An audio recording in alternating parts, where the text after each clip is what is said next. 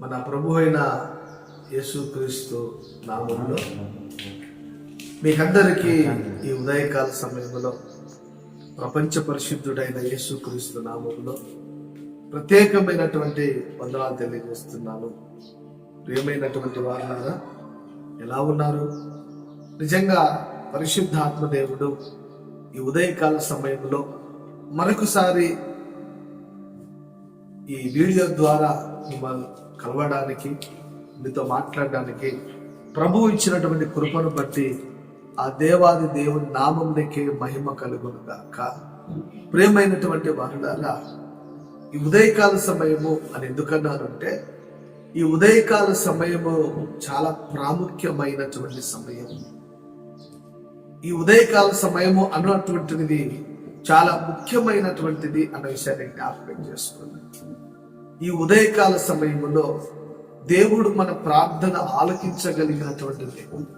ఒకసారి ఇజ్రాయేలు ప్రజల జీవిత చరిత్ర ఆలోచిస్తే, ఇజ్రాయేలు ప్రజలకు నాయకుడుగా యెహోషువ గారు ఉన్నారు. యెహోషువ గారు ఉన్నప్పుడు, నా ప్రియమైనటువంటి దేవుని పెట్టారా, ఆ యెరూషలేము ప్రజలకు యెరికో పట్టణాన్ని దేవుడు దయాకిరీటంగా ఇవ్వడానికి ముందు ఏం చేశాడు తెలుసా? నాయకుడైనటువంటి యెహోషువతో దేవుడు మాట్లాడుతూ అన్నాడు, యెహోషువ, నీకు యెరికో కావాలి కదా, యెరికో రాజు కావాలి, యెరికో పరాక్రమశాలులు కావాలి కదా, అయితే నువ్వు ఒక పని చెయ్యాలి.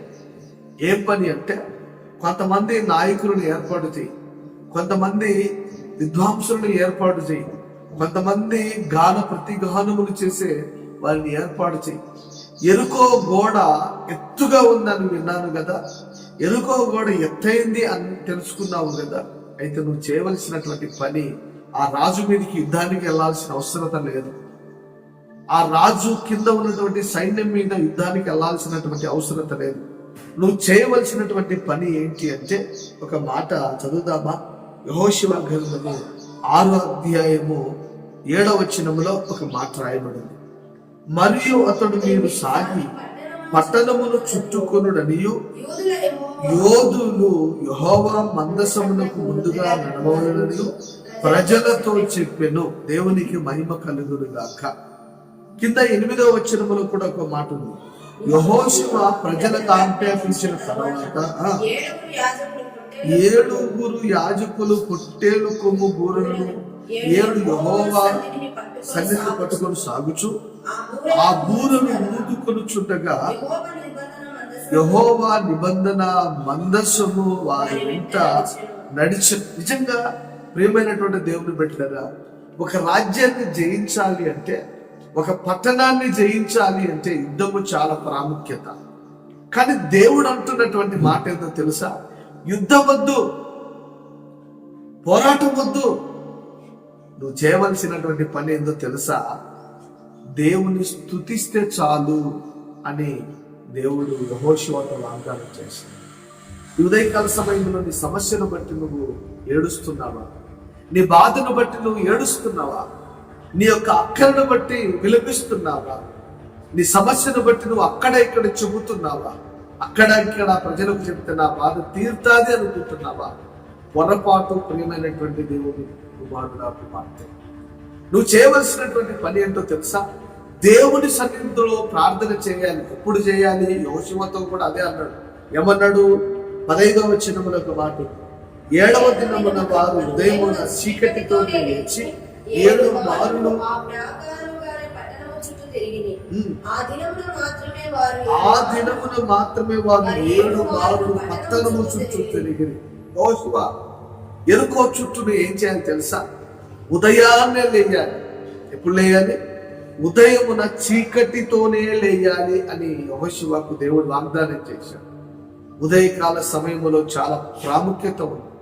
ఈ ఉదయకాల సమయానికి చాలా ప్రత్యేకత ఉంది అన్నటువంటి విషయాన్ని జ్ఞాపకం చేసుకుని, ఒకవేళ మనం ఏం చేస్తున్నాం ఈ సమయంలో, ఉదయకాల సమయంలో లేచి మనం ఏం చేస్తున్నాం? కానీ యెహోషువతో దేవుడు అంటున్నాడు, ఉదయకాలము చాలా ప్రత్యేకత ఉంది. ఉదయమునను చీకటిలో లేచి 7 సార్లు యెరికో పట్టణము చుట్టూ తిరుగుతే చాలు, యెరికో పట్టణాన్ని నేను నీకు అప్పగిస్తాను యెహోషువ అంటున్నాడు. దేవునికి మహిమ కలుగును గాక. ఉదయకాల సమయం ప్రాముఖ్యత మీరు తెలుసుకున్నారు. అందుకే దావీదు కూడా ఒకసారి ఏమంటాడు తెలుసా? కీర్తన గ్రంథము 90వ అధ్యాయము 14వ వచనములో ఏమంటుందంటే, నేను చదువుతాను, మీరు జాగ్రత్తగా వినండి. కీర్తన గ్రంథము 90వ అధ్యాయం 14వ వచనం, ఉదయమున నీ కృపతో మమ్మును తృప్తిపరుచుము. ఉదయకాల సమయములో దేవుడు ఏం చేస్తాడు తెలుసా? నీ ప్రార్థన ఆలకిస్తాడు, నీ మొర వింటాడు, నీ ప్రార్థనకు జవాబునిస్తాడు, నీ ప్రార్థనకు ప్రతిఫలాన్ని ఇస్తాడు. ఎలాంటి సమస్యనైనా తీర్చగలిగినటువంటి దేవుడు. ఆయన తన కృపతో మిమ్మల్ని తృప్తిపరచగలిగినటువంటి దేవుడు. దేవునికి స్తోత్రం, హల్లెలూయా. నువ్వు ఎప్పుడైతే ఉదయాన్నే లేచి దేవుని స్తుతిస్తావో, నువ్వు ఎప్పుడైతే దేవుణ్ణి ఉదయాన్నే లేచి దేవుని నామాన్ని స్మరణ చేస్తావో, అప్పుడేం జరుగుతుందంట? చదువుదాం తర్వాత. అప్పుడు మేము మా దినములన్నీ ఉత్సాహించి సంతోషిస్తాము. దేవా, ఉదయకాల సమయములో నిన్ను స్తుతిస్తే మా దినాన్ని మాకు సంతోషంగా ఇస్తావా? మా దినములన్నీ ఉత్సాహించి సంతోషించే నీ కృప మీరు మాకు అనుగ్రహిస్తారా అని దావీదు కీర్తనకారుడు అంటాడు. ప్రేమైనటువంటి దేవుని బిడ్డ, ఉదయకాల సమయంలో నువ్వు లేచి ఏం చేస్తున్నావు?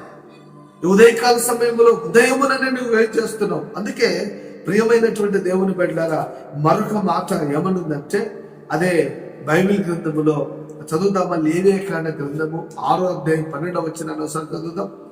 లేవియాకాండ గ్రంథము 6వ అధ్యాయం 12వ వచనం, బలిపీఠము మీద అగ్ని మండుచుండవలెను, దేవునికి మహిమ కలుగును గాక. ఎక్కడంట? బలిపీఠము అంటే మన పెదవుల మీద అర్థం. బలిపీఠము అంటే మన స్తుతుల మీద, మన స్తుతుల మీద ఏమో మండుచుండాలి? అగ్ని మండుచుండాలి. ఎప్పుడు దేవుని స్తుతించే బిడలగా ఉండాలి. అందుకే ఒక పాట ఉంది కదా, ఏ పాట అది? ప్రతి ఉదయమున నీ కృపలో, ప్రతి ఉదయమున నువ్వు దేవుని స్తుతించే బిడ్డగా ఉంటే, ప్రతి ఉదయమున బలిపీఠము మీద అగ్ని మండుచుండవలెను, అది ఆరిపోకూడదు. అది నువ్వు ఎప్పుడే కానీ స్తుతించడం మానుకోకూడదు. కష్టమైన, కరువైన, నష్టమైన, ఇబ్బంది అయినా, శ్రమ అయినా, రేపే చివరి రోజు అన్నటువంటి వార్తను విన్నగాని ఏం చేయాలంట?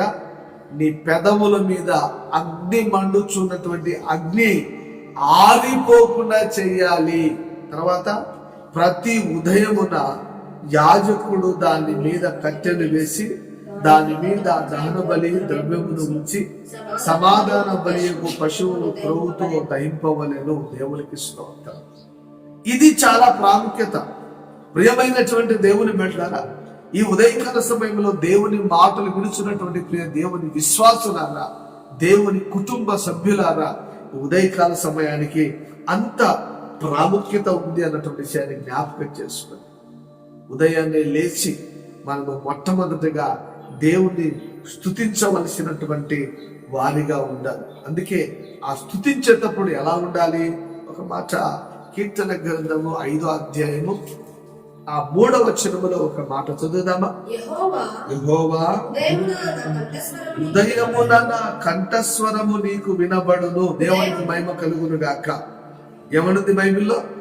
యెహోవా, ఉదయకాల సమయములోనే తీర్మానము చేసుకోండి. దైవ జనాంగమా, ఒక తీర్మానము చేసుకోండి.